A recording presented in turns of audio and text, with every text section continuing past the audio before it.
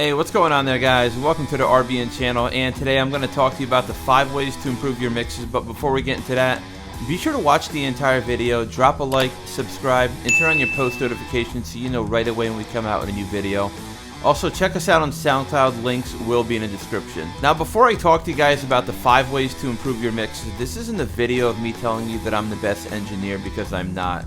I don't like to come off that way, but I've been doing this for quite a while, and I just want to help anyone out that I can so you don't make the same mistakes as me. We're here to make better sounding music together. You ever record something in the studio and everything sounds on point? I mean, your kick is booming, guitars sound perfect, but then you either go to your car or you listen to your music on your phone and you're just like, this isn't what I recorded. I mean, it sounded way better in the studio, like night and day.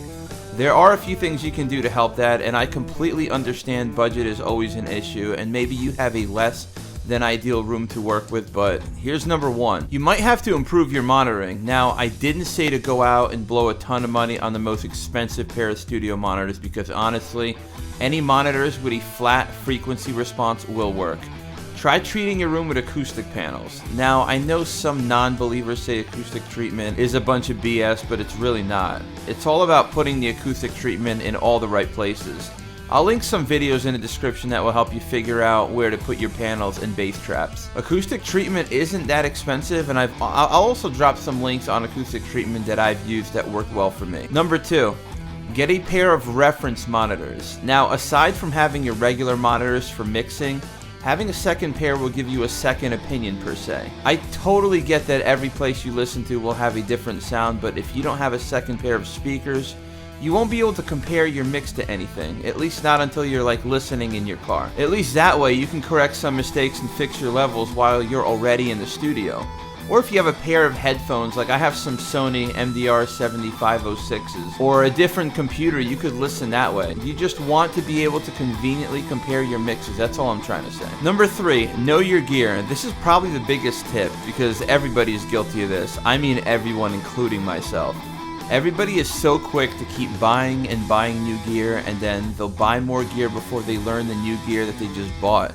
Go ahead, mess around with a new piece of rack equipment, your DAW, preamps, even your mics, and learning about placement. Learn your gear until you know it like the back of your hand. It's trial and error, screw up. That's what's great about being in your own home recording studio. You can mess up, nobody can judge you. That's how you always get better. You can read tutorials, videos, and all that is great, but you have to sit there and mess around with the gear until you figure out how to properly use every facet of it.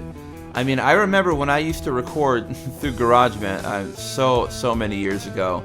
I switched over to Logic since then, and even though they say it's similar, it's just a huge upgrade. Gotta learn it. Your DAW is the most important piece of equipment in your studio. Now I know Logic like the back of my hand, so seriously guys, learn your gear before you go out and buy more stuff.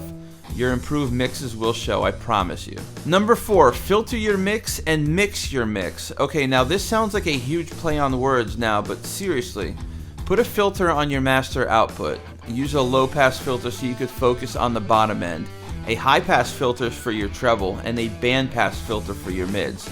Also, don't be afraid to mix it up by just mixing your drums and bass guitar, and then maybe you just want to mix the bass guitar with your, regular 6-string electric guitar and just dropping your drums or percussion, or maybe you want to hear how the guitar or lead guitar sound together without the bass or drums. Just start adding and dropping tracks so you can focus on each instrument or track separately, and it will all come together when you're done.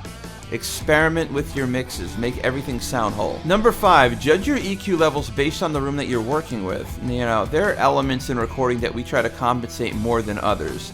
The bass or your bottom end in most cases are always underrepresented, so we tend to mix louder as opposed to treble, especially in guitars and cymbals, which are always the loudest, so we try to dull it down. It all depends on the room you're working with and using as your studio.